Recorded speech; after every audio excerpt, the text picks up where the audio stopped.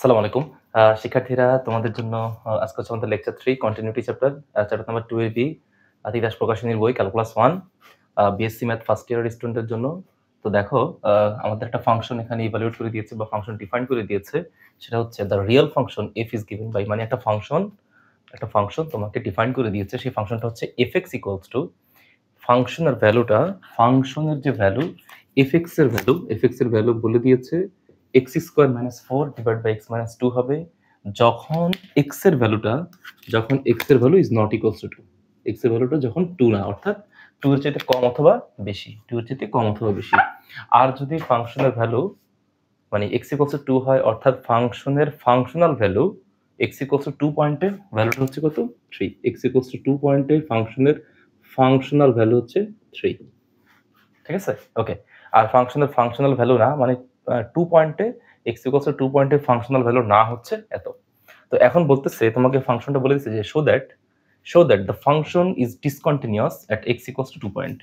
বলতেছে যে x equals to 2 পয়েন্টে ফাংশনটা ডিসকন্টিনিউটি তুমি প্রুফ করো। ওকে, যে ফাংশনটা কন্টিনিউয়াস হবে না।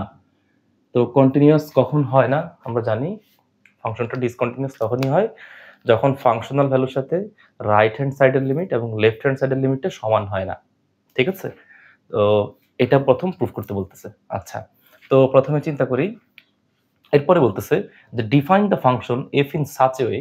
তোমাকে বলতেছে তুমি নিজে থেকে ডিফাইন দ্য ফাংশন, তুমি ফাংশনকে সংজ্ঞায়িত করো ইন সাচ এ ওয়ে, এমনভাবে সংজ্ঞায়িত করো, যেখানে স্পষ্ট উল্লেখ করা আছে যে তুমি এফ ফাংশনটাকে এমনভাবে ডিফাইন করো that it is continuous at x equals to 2 point. X equals to 2 পয়েন্টে যেন ফাংশনটা কি হয়, ফাংশনটা কন্টিনিউয়াস হয়। তার মানে কথা কিন্তু অনেকগুলো কথা। প্রথম কথা বলতেছে, প্রশ্ন কর্তৃপক্ষ নিজেই একটা ফাংশন তোমাকে ডিফাইন করে দিয়েছে এবং এক্স এর বিভিন্ন ভ্যারিয়েশন, এক্স এর মানের ভ্যারিয়েশনের জন্য ফাংশনটা দুইভাবে ডিরাইভ করা।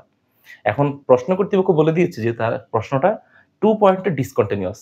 আবার তোমাকেই বলে দিছে যে এক্স ইকুয়ালস টু 2 পয়েন্টে যদি কন্টিনিউয়াস হইতে হয় তাহলে ফাংশনটাকে কিভাবে লিখতে হবে তুমি তোমার মতো করে সাজিয়ে লিখবে। তো প্রথম কথা হচ্ছে এক্স ইকুয়ালস টু 2 পয়েন্টে আগে ফাংশনটা যে ডিসকন্টিনিউয়াস, আগে এটা প্রুফ করে ফেলি, দেখি কি অবস্থা হয়। তো একটা ফাংশন যখন কন্টিনিউটি টেস্ট করতে যাই, সেটা কন্টিনিউয়াস হোক অথবা ডিসকন্টিনিউয়াস হোক অথবা রাইট কন্টিনিউয়াস হোক অথবা লেফট কন্টিনিউয়াস হোক, যেরকমই হোক না কেন, আগে দেখতে হবে ওই পয়েন্টে, যেই পয়েন্টে বের করতে বলবে, আগে দেখতে হবে ওই পয়েন্টে ফাংশনের ফাংশনাল ভ্যালু আছে কি নাই। তো দেখি যে at x equals to 2 point, লিখলাম at x equals to 2 point. দেখি কি অবস্থা। এক্স ইকুয়ালস টু 2 পয়েন্টে ফাংশনের ফাংশনাল ভ্যালু কত? এই যে এক্স এর মান যখন 2 এখানে বসিয়ে দিবা, ফাংশনের ফাংশনাল ভ্যালু প্রশ্নই দিয়ে দিছে কত? 3। ফাংশনাল ভ্যালু হচ্ছে 3।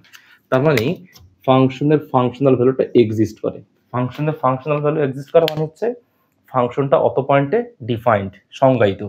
তো লিখবো যে Haynes the given fx is defined at x equals to 2 point, ওকে। তো আমি আবার বলতেছি, একটা ফাংশনের কন্টিনিউটি বের করতে দিলে তোমাকে সবসময় ওই পয়েন্টে তার ফাংশনাল ভ্যালু আছে কিনা সেটাকে দেখতে হবে। যেমন একটা এক্সাম্পল দিচ্ছি, এটা কেন বের করতেছি, ধর একটা এক্সাম্পল দিচ্ছি যে fx equals to 1 divided by x minus 3 একটা ফাংশন দিয়ে বললাম তুমি x equals to 3 পয়েন্টে তার কন্টিনিউটি টেস্ট করো। কত পয়েন্টে? x equals to 3 পয়েন্টে তুমি তার কন্টিনিউটি টেস্ট করবা, কিন্তু অ্যাকচুয়ালি x equal to 3 পয়েন্টে ফাংশনের ফাংশনাল ভ্যালুই নাই, তার কন্টিনিউটি তো আসবে পরের কথা। কেন? x এর মান তুমি এখানে 3 বসালে 1 ডিভাইড বাই 3 মাইনাস 3 1/0 ইনফিনিটি চলে আসছে। তার মানে ফাংশনাল ভ্যালু যদি এক্সিস্ট না করে ওই পয়েন্টে, তাহলে তার কন্টিনিউটি আসার প্রশ্নই আসে না। এই জন্য আমরা আগে যেই পয়েন্ট বলবে সেই পয়েন্টে তার কি বের করবো, ফাংশনাল ভ্যালু আমরা আগে টেস্ট করব। তো ফাংশনাল ভ্যালু টেস্ট করে দেখলাম যে ফাংশনটা ডিফাইন্ড আছে অথবা ফাংশন তারা ডিফাইন্ড করে দিছে। ওকে, এবার আমরা চলে যাব হচ্ছে ফাংশনের ডিসকন্টিনিউয়াসের জন্য আমরা এখন কি করব, আমরা তার আরএইচএল এবং হচ্ছে এলএইচএলটা চেক করব, দেখি কি অবস্থা হয়। আরএইচএল লিখলাম আরএইচএল, ওকে। তো আরএইচএলটা কত? লিমিটেশন অফ, যেহেতু 2 পয়েন্টের কথা বলছে, x ইকুয়াল টু 2 পয়েন্ট, লিখলাম x tends to 2 plus fx, ওকে। তো x এর ভ্যালু প্রশ্নই বলে দিচ্ছে যখন 2 না, 2 এর চাইতে কম অথবা বেশি, তখন ফাংশনটা হচ্ছে এইটা।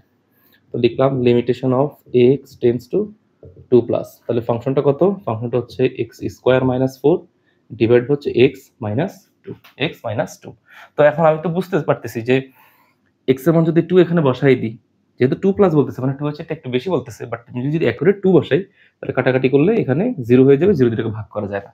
এই জন্য কি করব, এটাকে একটু ক্যালকুলেশন করব। Limitation of x tends to 2 plus, এখানে a square minus b square সূত্র পড়ে, কি সূত্র হবে তাহলে x প্লাস 2 ইনটু হচ্ছে x মাইনাস 2 ডিভাইডেড বাই হচ্ছে x মাইনাস 2, কাটাকাটি করলাম তাহলে এখানে ভ্যালু হয় limitation of x tends to 2 plus, এখানে হচ্ছে x প্লাস 2। তাহলে limitation of x tends two কত বলতো 2 প্লাস, তো 2 প্লাস মানে কত 2 এর চেয়ে একটু বেশি। তো বিষয়টা হচ্ছে এরকম, এভাবে ঠান্ডা মাথায় ভাবো, এখানে আছে x, ফাংশনটা হচ্ছে x প্লাস 2, তুমি যদি x এর ভ্যালু 2.01 নাও প্লাস 2 ফলাফল হবে 4.01, তুমি যদি 2.011 নাও তাহলে যোগ করলে হবে 4.011। তো অ্যাকচুয়ালি এরকম করতে করতে তুমি কিন্তু চলতেই থাকবা, বাড়তে থাকবা। তো 2 এর ভ্যালু, 2 এর মানটা তুমি 2 এর চেয়ে যত বেশি নাও না কেন, এই মানগুলো, এই যেই মানগুলো তুমি পাবা, এই মানগুলো কোন পূর্ণ সংখ্যার কাছাকাছি যায়, এই মানগুলো হচ্ছে পূর্ণ সংখ্যা 4 এর কাছাকাছি যায়, 4 এর কাছাকাছি যায়। তো এই জন্য আমরা এটা সরাসরি ভ্যালু লিখে ফেলবো যে x এর ভ্যালু 2 এর চেয়ে একটু বেশি বসাইলেও ফলাফল কোন পূর্ণ সংখ্যার কাছাকাছি যায়, 4 এর কাছাকাছি যায়, ফলাফলটা হচ্ছে 4 এর কাছাকাছি। তো আমরা এখান থেকে তার RHL এর মান পেয়ে গেলাম। RHL এর মান কত, RHL এর মান হচ্ছে 4। তো RHL এর মানটা হচ্ছে 4, এটা লিখে রাখতে হবে একটা জায়গায়, ছোট করে লিখে রাখবো, যে এখানে লিখে রাখতেছি যে RHL ইকুয়ালস টু 4, এটা পরে কাজে লাগবে। তো এবার আমরা LHL বের করব। সুতরাং LHL limitation of x tends to 2 minus f of x। তো চিন্তা করো 2 মাইনাস মানে কি, x এর মানটা 2 না, 2 এর চেয়ে কম। তো প্রশ্নই বলে দিছে x এর মানটা যদি 2 না হয়, 2 এর চেয়ে বেশি হোক অথবা কম হোক, ফাংশন কিন্তু ওইটাই। তো লিখো limitation of x tends to 2 minus, উপরে হচ্ছে x square minus 4 divide by হচ্ছে x মাইনাস 2। আগের মতো করে limitation of x tends to 2 minus, কি অবস্থা হবে এখানে x প্লাস 2 ইনটু হচ্ছে x মাইনাস 2 ডিভাইড বাই হচ্ছে x মাইনাস 2। ক্যালকুলেশনটা করতেছি এই জন্য যে x এর মান সরাসরি 2 বসাতে পারছি না, বসাইলে এখানে 0 হয়ে যাবে। তাহলে এটা যদি কাটাকাটি করি তাহলে এখন কি অবস্থা হয় এখানে, যে limitation of x tends to 2 minus, এখানে হচ্ছে x প্লাস 2। তো এইটার আবার কি অবস্থা হয় দেখো, এবার বলতেছে 2 এর মান, x এর মানটা 2 মাইনাস মানে 2 এর চেয়ে একটু কম বসাইতে হবে। তো যদি কম বসাই তাহলে এখানে কি অবস্থা হয়, এখানে আছে x প্লাস 2, 2 এর চেয়ে একটু কম বসাইলে কত হবে 1.99 প্লাস 2, ফলাফল হচ্ছে 3.99। তুমি যদি তার একটু বেশি বসাও প্লাস 2, ফলাফল হচ্ছে 3.999। তো তুমি যতই 2 এর কাছাকাছি, যে 2 এর থেকে কম ভ্যালু বসাচ্ছ, ফলাফলগুলো কোন পূর্ণ সংখ্যার কাছে যায়, ফলাফলগুলো 4 এর কাছাকাছি যায়।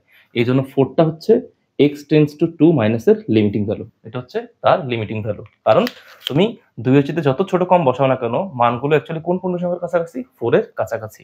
তাহলে আমি এখান থেকে পেয়ে গেলাম LHL এর মান। তো বলো LHL এর মানটা পেলাম কত, 4। তো LHL এর মানটা এখানে লিখে রাখতেছি, দেখো LHL এর মানটা এখানে লিখে রাখলাম, LHL এর মানটা হচ্ছে 4। তো এখন চিন্তা করো ফাংশনের, ভালো করে দেখো, ফাংশনের functional value x equals to 2 পয়েন্টে তার ফাংশনাল ভ্যালু ছিল 3, আর 2 পয়েন্টে তার RHL এর মান হচ্ছে 4, 2 পয়েন্টে তার LHL মানটা কত, LHL এর মানটা হচ্ছে 4। তার মানে কি হলো, 2 পয়েন্টে তার ফাংশনাল ভ্যালু RHL আর LHL কি না, সমান না। তো লিখতে পারি যে সুতরাং